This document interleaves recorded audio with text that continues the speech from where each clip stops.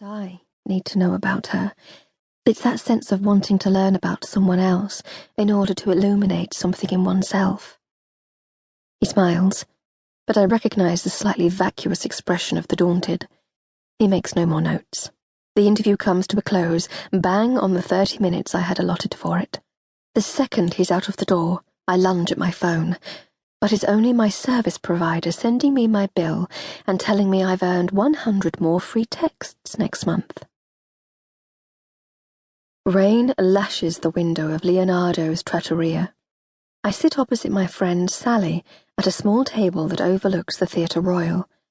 3 or 4 white-haired Italian waiters efficiently work the room, slapping down giant pizzas or bowls of pasta and full glasses of house wine, the popular lunchtime special. I've always wondered why the Italians choose Newcastle to open their restaurants. Surely there are warmer parts of England that might remind them more of home. A young and voluptuous Newcastle girl is waiting on our table, looking frenzied. Despite being determined not to utter a word of any of this, the minute I see my friend's face, it is impossible. I don't think Sally moves, or breathes even. Then her lips part.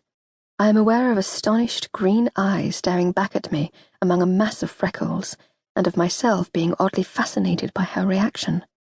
"You are not being serious," she says, when she can speak. "My God! The bastard, Alice!" She covers her nose and mouth with her hands and gasps into them. I catch the slight tremor of my head and realize my hand is tightly gripping the end of the flimsy cotton tablecloth by my leg. Bastard. It's what my single friends would call the host of dysfunctional boyfriends I've all encountered. It seems absurd applying it to Justin, like a case of mistaken identity. Sally is still looking stunned as the waitress returns, and we order the same thing we always do, without needing to look at the menu. The girl goes away, then returns and sets down some fresh focaccia and oil, her slender arms sneaking in between our faces, as though her female antenna has picked up on the seriousness of our conversation. "Why would he do that? Have you any idea?" Sally asks, once the waitress has left us again. I can't believe that I can talk about it, yet feel so removed from it. It's as though it's happening to a mutual, absent, third friend whom I like, but whose happiness and well-being I'm not inextricably invested in. For want of a better reaction, I just shrug. "You literally have no idea." "No," I say. "None." I stare at her lovely hair that falls to just above her shoulders, not quite brown and not quite auburn, and the freckles on her chest and the gold locket that sits centrally in the V of her blouse, unable to bring her into proper focus. Then I have to look away to try to right my eyes.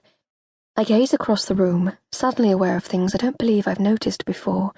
A revolving display cabinet containing slices of tired cheesecake, chocolate cake, and a plate of slightly more promising tiramisu, and a pleasingly large and colourful print of the Amalfi Coast that makes me think distantly of my honeymoon, or perhaps more of a sense of everything being truly idyllic.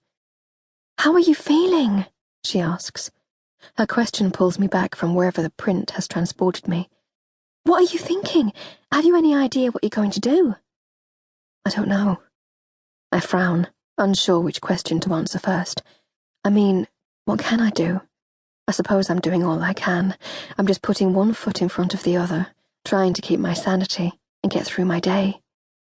The words, everyone's sake, come back, filling my head and my vision. No, Justin doesn't have someone else. It was a turn of phrase. How many times have I said it myself? I feel fractionally better now I've formed that conclusion. I've tried ringing him, texting, emailing. I know he got on his flight because the airline confirmed it. The police had checked. His car's gone, so I know he must have come back to the flat at some point, but he hasn't picked up any of his clothes. Not that I can tell anyway. I've rung every hotel in the area, even the ones he used to stay in when he travelled for work. I shrug again. "But there must be something else you can do. There has to be. You can't just sit and wait and be entirely at his mercy." She's shaking her head, mouth gaping in amazement again. I know she means well, but it puts me on the defensive. In fact, I feel a little breathless with it. Sally is nothing if not direct.